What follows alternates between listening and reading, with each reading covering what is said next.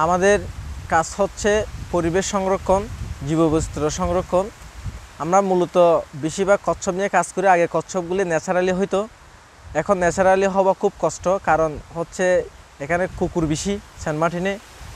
ডিমগুলি যদি ন্যাচারালি লাগলে গৈসাবে খাই ফেলে, কুকুরে খেয়ে ফেলে, মানুষে নিয়ে যায়, এই জন্য ন্যাচারালি হওয়া অনেক কষ্ট হয়ে যায়। সে কারণে আমরা এখানে মেরিন পার্কে একটা ন্যাচারি করছি। কচ্ছপগুলি উপকূলের কাছাকাছি থাকে, এখন সময় মতন হইলে ওরা ডিম দিয়ে চলে যায়। আমাদের বিচের মধ্যে লোক থাকে 5 জন নাইট গার্ড, ওরা নাইট ডিউটি করে। ওরা ডিমগুলি কচ্ছপ যেন আপনার ওঠার সময় কুকুরের কামড় না দেয় এবং মানুষের যেন ডিস্টার্ব না করে, এগুলি আমরা দেখি।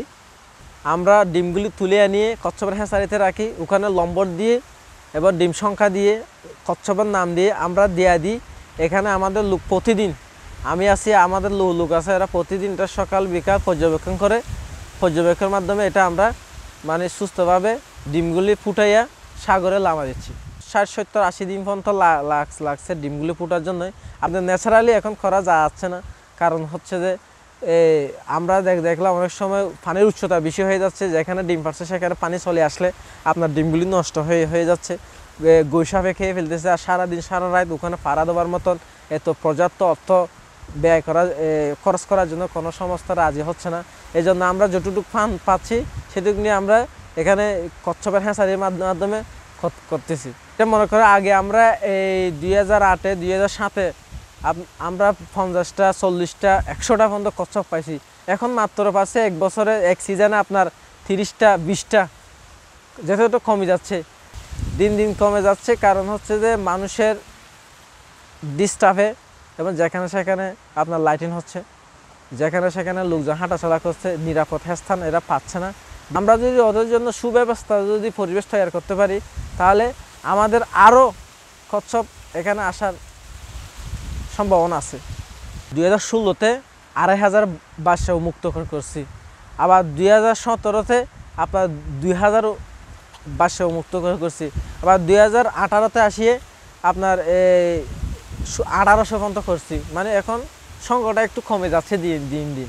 এক বছর আমরা একটু বেশি পাইছি আপনার। এখনও আপনার আজকে যে এগুলি ছাড়ছি আর গত 1 মাস আগে একটা ছাড়ছি, টোটাল মিলিয়ে 500 বাচ্চা হবে। আরও মনে করেন 2000 আছে। এবছর আমরা টার্গেট হচ্ছে 4000 পর্যন্ত আমরা মানে ছাড়তে পারবো আর কি। আমরা বেশি গুরুত্ব দিচ্ছি হচ্ছে আপনার কচ্ছপকে, কারণ কচ্ছপটা এমন গুরুত্ব, সমুদ্রের জন্য এরা জারুদার হিসাবে কাজ করে।